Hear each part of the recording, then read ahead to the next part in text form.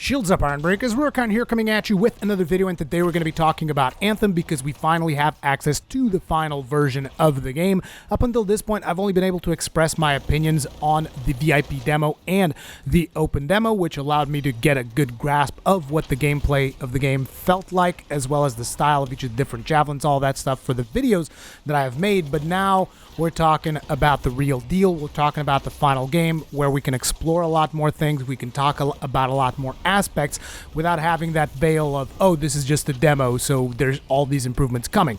And I know that a lot of people will make the argument that, oh, but Anthem is a live service game. There's a lot of stuff that's going to be added, a lot of stuff that is going to be improved upon. And yes, but at the same time, I feel it is important to take stock of what is here right now, what was delivered on day one, okay? Now, before we continue with the video, I'll just let everybody know you don't have to worry about spoilers. In this video, there will be no spoilers whatsoever. I will use footage of just like me doing free play and doing world events and stuff like that. I won't even show dialogues of any kind to keep the spoilers to a very minimum, okay? So, another thing is, for those of you that were watching the live stream that I did yesterday, I'm sorry that I had to leave suddenly, but right now I'm in the middle of a bit of a family emergency. Nothing too serious, but basically I have to tend to my family, and what that means is I will have to be at my house for the next couple of days. I can't go to the office, and that should also explain why the quality of the footage that you guys are watching might not be as high quality as usual, because I am recording everything on the laptop. That laptop is also playing the game at the same time as it is recording, so the performance is not going to be as good, but hopefully I'll be able to showcase you guys what the game can look like at much higher settings in the near future with this project that I'm working on. But anyway, let's get started talking about what is really important. The experience once you actually start playing the final version of the game. And I gotta say, I was really frustrated the second that I tried getting in there. And those of you that were on the live stream, you guys saw it. We had the disconnect bug that we had in the VIP demo. It's the bug where when the game starts loading, and then you hear the sound of the BioWare logo, and it kicks you back to the main screen. And I hadn't experienced that in the open demo, so I was really surprised when I saw that come back, because that was a serious problem that you had in the VIP demo. But this time around, all I did was I restarted the game, and that instantly solved it, so I can't complain too much, but it was still something that did happen, and for a while there I was really scared. I was like, really? This is what we can expect? But turns out that they did fix that, so I'm assuming maybe the servers that were providing access in Portugal were just like, I don't know, glitched out or something, and the restart just instantly fixed it. But we were able to get in, and we were able to play, and there weren't any like significant issues with connections and all of that stuff.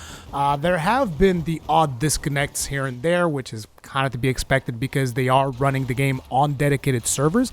These are not peer-to-peer servers, at least that's what they've said.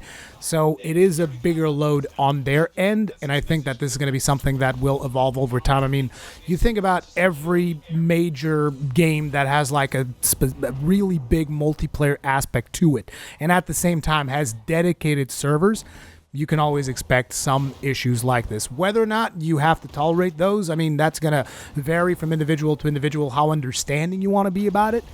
Personally, I haven't had too many problems. Like I said, the odd disconnect here and there, but I didn't really lose progress on like a major quest. But if it happens while you're at the end of a quest, I can see that being really frustrating. But one of the other things that we noticed is that Fort Tarsus still does not have sprint. And I thought that this was going to be in this build. But apparently it wasn't. I'm assuming that the sprinting in Fort Tarsus will come on the 22nd then, instead of the build that we have right now, but it is still disappointing because it's really slow to move around in Fort Tarsus, okay? That doesn't mean that Fort Tarsus is bad. It just means that it is slow to get around there, and I know that a lot of people are going to have a problem with that. Another thing that I noticed is that the expedition screen still does not have the new and improved version that they showed us in the last live stream, which again was something that I thought was going to show up on this build, but clearly it is probably going to show up on the 22nd instead. For those of you that don't know, the expedition screen is going to be much more improved and streamlined than what we have right now, because what we have right now is you have to click on the map, select the activity that you want, and after you select the activity, you then have to click back again and go to launch. Whereas in the final version, it's going to be like, what type of activity do you want to do? And then it takes you to the map, and then you select the activity, and then it instantly takes you to the launch screen instead of you having to navigate the menus back and forth. Trust me, it's much better the new way around, and it is much more intuitive. So it was a little bit sad to see that was still not there. Now, moving on to a really weird bug that I experienced. The way the game is supposed to go is you start playing as a ranger, and once you do the first couple of tutorial missions, they give you the choice of what javelin do you want to start with. Well, in my case, instead of being able to unlock one javelin, I was able to unlock 3. And that was kind of weird. I'm pretty sure that was not intended, but either way, I just started unlocking javelins because I was like, well, I got the tokens, might as well unlock them, right? So I unlocked the Colossus, which is the one that I want to focus on the most. You guys know, thick boys for life. Then I unlocked the Ranger, which is my second favorite, and Storm, which is my third favorite. And the problem that I had as I was unlocking these javelins is that when I got to the Storm, I started hearing a dialogue from Matthias. Now, this would have been okay if it wasn't for the fact that at this point in the story, Matthias is still not in Fort Tarsis. And not only is not in Fort Tarsis, but the mission that I had just gotten before unlocking the javelins was a mission to go and rescue Matthias. So that was pretty immersion breaking, to say the least. But anyways, I looked past that, and then I ran into another bug, and I know this sounds really bad, but these bugs in the grand scheme of things are not that big of a deal. Although this bug might potentially have some negative backlash for BioWare, because what happened was I had 120,000 coins. And I heard from most players that were playing the game that you were only supposed to get 40,000 coins. So I had 3 times the amount of coins that anybody else had when they started playing the game. Now, I did not buy a special edition, anything like that. I purchased 1 month of Origin Access Premier so that I could have the early access in order to do the live stream and do my gameplay impressions and all of that stuff. Now, the problem with this is, like, I don't care if they take the coins away. Like, it doesn't make any difference for me, but I'm pretty sure that anybody in the community that has gotten their coins, and then if they take the coins away, or if they already spent those coins on cosmetic stuff, and then they take that away, that is going to be really weird. I haven't really heard how they're planning on dealing with this coin surplus stuff. Personally, I haven't spent my coins yet because I'm trying to access how fast you can get coins. I haven't been able to do that yet, but it was just a really, really weird thing. So overall, like I said, these aren't really like game breaking or anything. I mean, there's the Storm one, which is kind of immersion breaking a little bit because you get the dialogue from Matthias about the Storm before Matthias is even in Fort Tarsis, but whatever. I already know that what a lot of people want to talk about, which is why I'm going to tackle it first, is the microtransactions. So it turns out that the shop conversion rate was, as predicted, $1 for 100 shards. Convert this to whatever your local currency happens to be. If it is euros, it is a 1-to-1 conversion. I know, not really fair, but that's the way it goes. So 1 euro is going to equal approximately 100 shards. And if you convert it to pounds, it's different. It's weird. I think that it's 8 pounds for 1,000 shards or something along those lines. But yeah, basically the rough conversion is $1 to 100 shards, which means that the cosmetic armor sets in that picture that was leaked are actually $8.50 instead of $20. With the new prices, that is, because they cost 850 shards. Now, this is going to be something that we all have to think about in terms of, could the picture have intentionally been leaked to probe the market so that you could see what the people's reaction would be if those cosmetics were to cost $20, or were they intended to cost $20, and when the picture was leaked, they saw the community backlash and decided to tone it down? Or could it have potentially been their intention all along to do $8.50 and they just put the $20 stuff out there to get the community upset about it and then reap the positive benefits of like, no, we listened and we toned it down? Either of these things is a possibility. Basically, I'm not ruling any of these things out. And to me personally, I usually don't tend to buy microtransactions in most games, So it's not really going to affect me all that much. Whether this is important for you or not, it is going to be up to each individual player. It seems that most people are still pretty negative about it. Like I said, I don't really have a strong opinion on it because I tend to avoid microtransaction shops as a principle most of the time. However, it is important to mention that you can grind the coins. Whether or not the the rate of coin gain is fair, I can't really report on because I've been doing some really erratic play sessions because, like I told you, I'm dealing with some family emergencies, so every now and then I can play like 30 minutes and then I have to stop, so I haven't been able to really take a good look at the coins, and most likely other people that are better at math than I am will tell you, oh, for this amount of hours you'll be able to earn this amount of coins, and at that point I will do a video talking about how I feel about it, or after I myself do my own research and figure out exactly what the coin earning is, because it's also important to mention that within the first couple of days you're not going to see the benefits of the alliance system, you're not going to see the benefits of the weekly the weekly challenges and the monthly challenges, and these are all things that are going to award you with additional coins. So it's not like you can just look at day one gameplay and figure out, oh, this is how much coin you can earn per hour. Because, again, there's all these additional activities that can get you more coins. I guess you can still make the calculations for that, though. But I don't know what the caps on the alliance system are, so I'm not gonna spend too much time talking about that. Anyway, one of the things was also people were concerned about is how long were the items going to be in the shop. Was it going to be like a 20-hour rotation to force people to like decide quick? It's like, oh, I got to buy this now or I'm going to miss out. And essentially the rotation appears to be 10 days and change, 10 days and a couple of hours, at least on the first rotation that they're doing. So that is still plenty of time for people to make an educated decision on whether or not they want to spend that money. So if they keep their rotation to 10 days, I think that aspect of it might be okay. One of the things that I wish wasn't there is the fake currency. Because like you still have to buy shards, and you know that they're going to sell you shards in increments of like $10. So it's like you want the 850 shards for your armor, you have to buy 1,050 shards. So you're going to be left over with 200 shards. And then like the other cosmetic things, like there's there's like a pattern, a metal pattern that you can put on your armor. That's going to cost you 300 shards. Now, these things are not accidents. It's not like, oh yeah, you spend $10, you get 1,050 shards, you get 200 shards left over, but everything else costs 300 shards.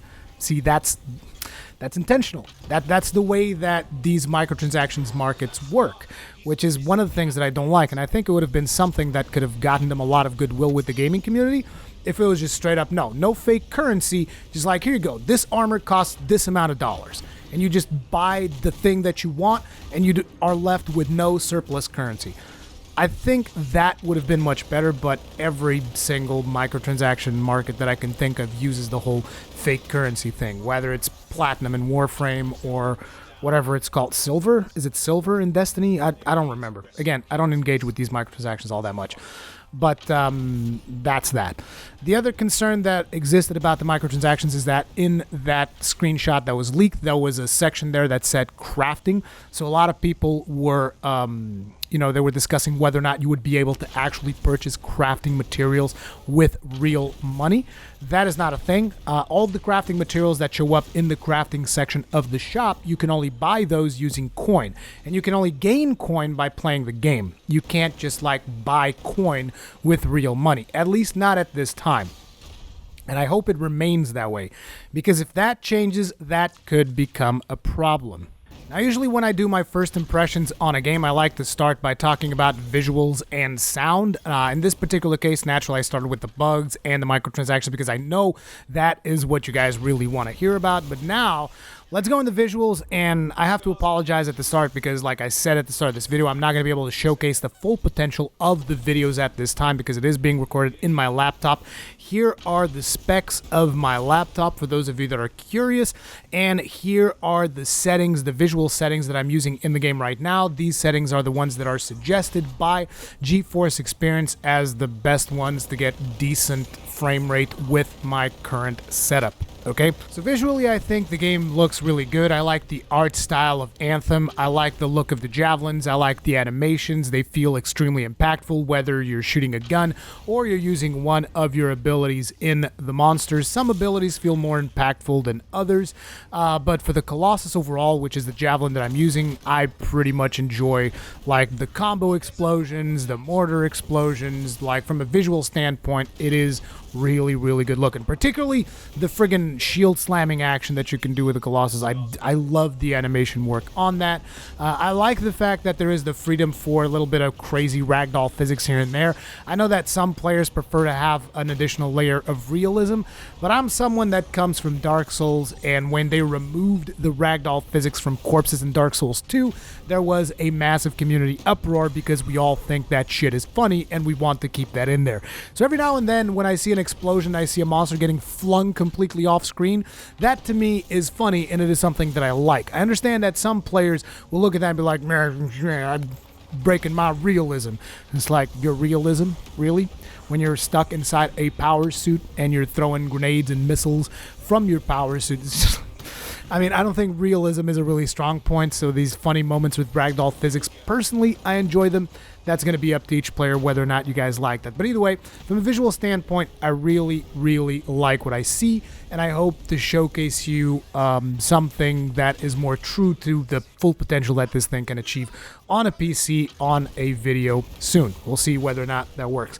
In terms of performance, it felt decent. I actually was able to play with everything on Ultra on my main rig, which the only bottleneck of my rig is the GPU, which is a GTX 970, so it is pretty old, but still the performance was all right. I was able to play everything on Ultra with the exception of anti-aliasing, and I think I turned down vegetation a little bit, and it was running anywhere between 30 and 50. I don't think I was really hitting 60, but like 30 and 50. You guys can see from the live stream that I did as I was tweaking the settings back and forth. You can see what that looked like. So I think the performance was okay, but again, if you guys got better, GPUs and all of that stuff, it'll probably run better. I don't know how well it runs on Xbox One. I haven't checked on that, and I'm probably not going to, but I'm hoping to report how it runs on PS4 Pro on the 22nd, because I do believe that I'm going to be playing it on PS4 Pro as well. Now, in terms of sound, the sound is definitely the highlight of this game. Like, the sound of just about everything is freaking amazing. And that's just one of the things that, in my opinion, has always been the case when it comes to the Frostbite engine, like, for whatever reason, the people working on sound. I know that the engine itself most likely doesn't have, it has something to do with sound, but the people working on the sound do a phenomenal job. The explosions, the shooting, the high-tech sounds that you get for, like, for instance, when there's a lightning hitting the ground, because it doesn't hit like regular lightning because it's a different world, and just the sounds that you get from that stuff, or even the sound from when a storm casts lightning. Just like, it sounds friggin' awesome, and the soundtrack itself is pretty good as well. And then when it comes to talking about the gameplay, I feel like I've talked at length about gameplay in previous videos. Like, the gameplay feels solid. It felt good in the previous demos. It feels more polished here. I didn't really think that anything was too bad. I had a couple of things that I said about flight, but since then I've gotten used to how flight works, and it hasn't really become a problem since. Now, I do play with a controller. I haven't been able to play with mouse and keyboard at this point. I'll try to do it at a later time. It's just currently my setup is not ideal for playing with mouse and keyboard anyway. But the gameplay itself feels solid. The shooting, the abilities, the melee, all of that stuff. Personally, I like it. I've heard a lot of people say it feels generic. I completely disagree with that. I don't think I've said this in the past. I don't think it feels like Warframe. I don't think it feels like Destiny. It feels like its own thing. The closest thing it comes to is Mass Effect Andromeda in terms of gameplay, but it feels very much like its own game. It's not trying to copy other games or anything like that. It is in the same genre of the looter shooter, the 4-player co-op looter shooter, and that's pretty much where it ends. The biggest problem with the gameplay, though, continues to be the range of activities, which up until this point, I don't know how many hours I'm into the game, probably like 6, maybe 8, because, again, family emergency and all that. But it's like the range of activities that you have available are not, like, taking full advantage of the movement system that you have in the game. It still just boils down to go here, shoot some stuff, go there, pick something up, drop it somewhere else, go here, analyze this symbol. You know, this is stuff that we've seen before in other games. Is it done well? Yeah, it's done well, but it's not particularly new, and it does not take it does not really take advantage of this flight system, which is really good. This flight system that they've developed in the game, and I just wish there were more activities that utilize the flight for more than simply traversal. Now, when you're in combat, the flight is definitely used. It allows you to go flank something. It allows you to get away from a tough situation, and it gives you a lot of tactical options, the simple fact that you can fly. But at the same time, I would have liked to see some activities around the flight. I would like to see more stuff to do with the flying of the suits, or I don't know. I just would like to see more than the cookie cutter activities that we see in the game. Now, again, these might show up later into the game. Like I said, I'm still early on, and I will be doing more videos talking more about it, but I wanted to get my current initial thoughts on it because I know that a lot of people want to know my opinion on these things. Now, the important thing to mention is that all of these missions that I have done, I'm not talking about free play, I'm talking about the actual missions themselves and even the contracts, which one could almost think, oh, those are kind of like throwaway missions.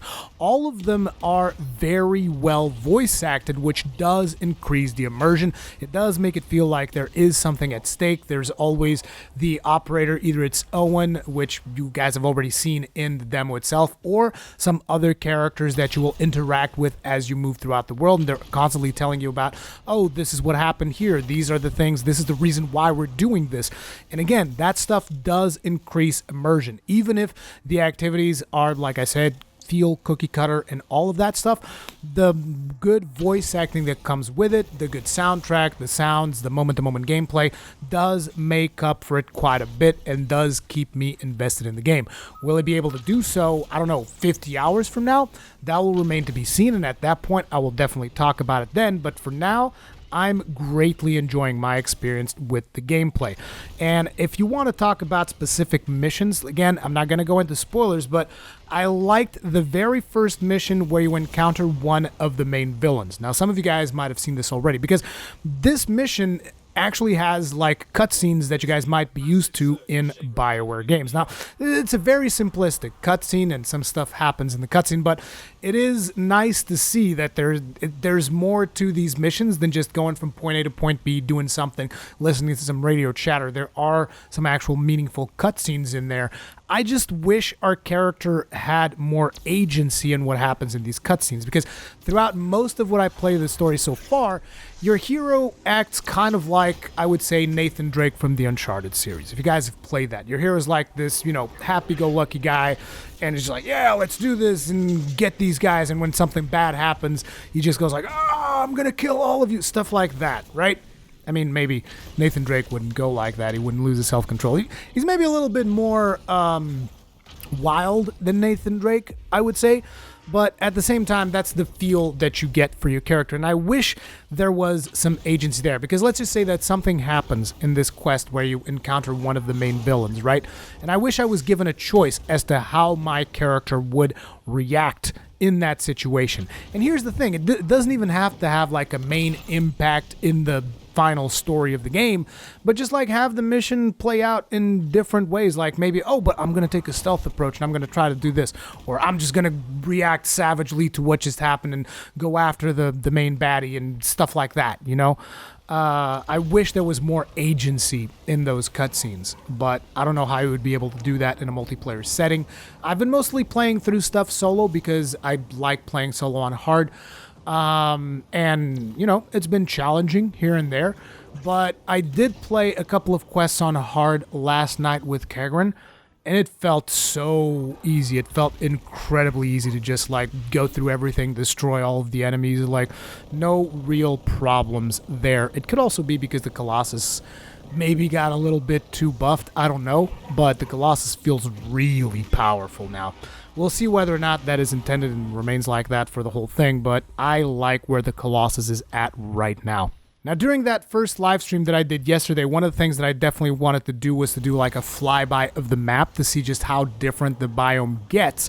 So basically what I did was I went to the leftmost edge of the map and just kind of like flew around the world and just flew through the edge of the world basically to get an idea of what the world feels like, how much stuff actually changes, and just get some exploration done. And ultimately, I know that several players will look at that footage and they're probably going to make the claim that the map is too small. But I think that you guys need to take into consideration the verticality of this world, which essentially increases the development time of this map exponentially. Because there is a lot of vertical elements in the world, and it's not just, this isn't a flat map. Not even anything close to a flat map. There are a lot of terrain features. There's a lot of times where you can go underground. There's the underwater zones. And then there's all of the mini dungeons that are spread throughout the world that are instanced off. And I know that kind of sucks because you have to go through a loading screen and all that. But ultimately, these are all things that are part of the main world and that you can access whenever you go into free play. So in my opinion, the map is big. But the problem that I had is that there wasn't any different biome, at least significantly different. Everything that I ran into, and again, it was just very much a quick flyby through the edge of the map, because it kind of sucks going through all those zones without having any context or purpose for being there. So I just wanted to get an idea of what the world felt like. But from what I have experienced there, everything was jungle biome. You would have more vegetation in some locations, less vegetation in others. You would have more structures in some locations, less structures in others. And the structures that were there, some of them were impressive and looked good. And I can't wait to see what kind of quests actually lead me to those locations. But at the same time, I wanted to see different biomes. The most different thing that I actually saw was like this thing that looked like the Scar main base. It was basically what seemed like that shantytown biome that I talked about. But it was still, in its essence, it was a jungle biome. It just had less vegetation and more like an urban setting almost to it. Shantytown looking place. But that was the most visually distinctive location. However, like I said, each of these zones, lots of verticality, lots of ups and downs, so me just doing a skim of the edge of the map isn't really indicative. I didn't go to the middle of the map. There's a lot of locations that I haven't seen yet, so there's still a lot of room for surprises there. But ultimately, I do hope that the cataclysms significantly change the biome. Whether or not they will do that, we will see. But I think that that is definitely something that they should try and achieve through the cataclysms to completely change the biome, change the way the world looks like, so that, you know, people can actually experience the evolving world concept that they are selling us on. In terms of the story, I like the story so far. I like the potential this world has for storytelling, and I enjoy the interactions that I have in Fort Tarsis, even if it feels like they don't really reach their full potential. I think it would be interesting to have real consequences in Fort Tarsis, like NPCs dying because of the decisions that you make in these dialogues, buildings getting destroyed, or potentially even improved based on the choices that you make while you are interacting with the NPCs. And maybe some of these things actually happen. Like I said, I'm still about 8 hours in or something like that. But from what I can tell right now, it doesn't actually seem like these dialogues are actually going to have any meaningful impact in the story itself. These are kind of like side stories that you are experiencing of these characters that you are interacting with in the world, because it seems like they want every player to end up with a similar world state when it comes to Fort Tarsis. So it's kind of, at least to me right now, it feels somewhat linear. The path that you take to get to the end of the story might be slightly different. You might experience different stories with each of the NPCs that you talk to, because you do make decisions, and then the NPCs talk to you about the things that have happened since you spoke with them previously, and they do reference the stuff that you talked about. But ultimately, those conversations don't have that much impact, if any, in the main story. At least the conversations that I've had so far. And now you guys are going to say, but you say that you like them. Yes, because the reasoning behind me enjoying those is that these stories add flavor to the world. You get to know the different factions that operate, and it gives you a better understanding of the lore of the game. So like, you'll interact with a freelancer, for instance, and you will understand what the life of a freelancer is usually really like. And some of these freelancers you will actually encounter during certain missions, or you'll interact with a sentinel and you see what it is like for the sentinels, and it kind of gives you background to the story. Like, it's not, at least from what I can tell so far, it's not essential to understanding the main path of the story, but at the same time it provides you with that additional context that increases the degree of immersion that you get from a game like this. I do wish we could have romance options, though, which has already been confirmed. It's not going to be in at launch. Maybe they'll add it later, but the main reason why it just feels so weird, because there's an NPC that just keeps flirting with my character, and I'm just like, why do you have this NPC just constantly flirt with me if there's no romance options? Like, you're trying to give my character a serious case of the blue balls? What the hell is going on here? One of my concerns with these dialogue options was that if you're with friends, they might not want to experience all of these dialogues in Fort Tarsis and just do missions. And the dialogues, they kind of show up whenever you finish a quest. New dialogues will pop up in Fort Tarsis. But I think, and again, this is what it seems like to me, you don't have to experience the dialogues right then and there. I think those dialogues will always be around and you will never really miss out on them. What's going to happen is that once you finish the game, you have to do a couple of additional sorties, like you go into free play and then you come back and the dialogues will still progress and you can still experience them again. Not 100% sure if that is how it works, and the reason why I'm saying this is because earlier I had some dialogue options. I did all the dialogue options that I have available in Fort Tarsis, and then I had to log out, and then when I logged back in, there were new dialogue options that took into consideration the choices that I had made previously. So I didn't even go out on a new quest. I just logged out, logged back in, and the dialogues had shown up again. So I don't think that this is set up in a way that you can miss out on dialogues. So if you're playing with friends and you guys just want to do mission after mission after mission, you can do it. You don't have to feel obliged to go back and do the story stuff for fear of missing out. But again, this is something that I'm not 100% sure, and I'll try to ask this on Twitter, but I don't know if maybe it's even been asked and someone's already answered it, but I haven't seen that up at this point. So overall, personally, I like the game, but it is important to mention that I am biased towards loot-driven games. And I know that some people will say, oh no, I'm perfectly unbiased. It is my firm belief that not a single person in the world will ever be completely unbiased towards something. Everyone is biased towards certain things. In my case, I'm biased towards Dark Souls and Monster Hunter. I even say this in my channel trailer, that I'm biased towards Monster Hunter and Dark Souls because I really like these games. And the Monster Hunter side of me really likes what Anthem is doing, because it is ultimately a looting game that you just go on missions, you do your mission, you come back, you grind some loot, you improve your character, you make a build, you have fun. And that side of me that, you know, that really likes doing builds and stuff like that, that's one of the things that I really like about Anthem. The potential for doing builds, the potential for leveling up my character, getting loot, all of that stuff. And the fact that I can do this in what is essentially a Hulkbuster Iron Man suit, shield slamming, Hulk smashing, and generally blowing shit up, it just feels great. I really like that power fantasy of just rocking that Hulkbuster and smashing everything to bits, whether using my guns, my fists, or the different gear options that you have, flamethrower, mortars, all of that stuff. I really like it. And that pretty much contributes to my overall enjoyment of the title. However, people that are looking for a more typical BioWare experience will most likely not find it here at this point.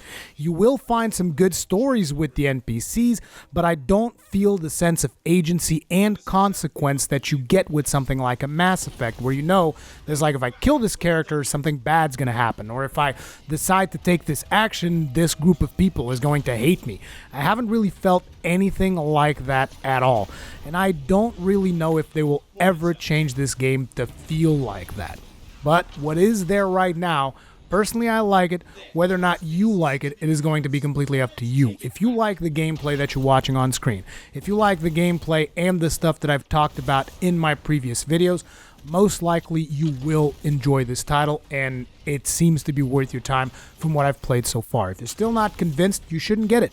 You should wait, and I will tell you more as I play more of it. Like I said, right now I'm still dealing with a family emergency, so I'm sorry. I'll try to do more content as I get to play more, and potentially do more live streams once I actually get everything sorted out on my end. Thank you guys very much for being understanding. If you enjoyed this video, hit the like button. If you guys are new, consider subscribing, hitting the bell notification icon, the usual stuff. Most importantly, I really would like to hear if you are playing the game. What do you think about it? If you are not playing the game, if you're watching live streams, what do you think of what you've watched so far? Let me know in the comment section down below, and I'll see you guys in the next one.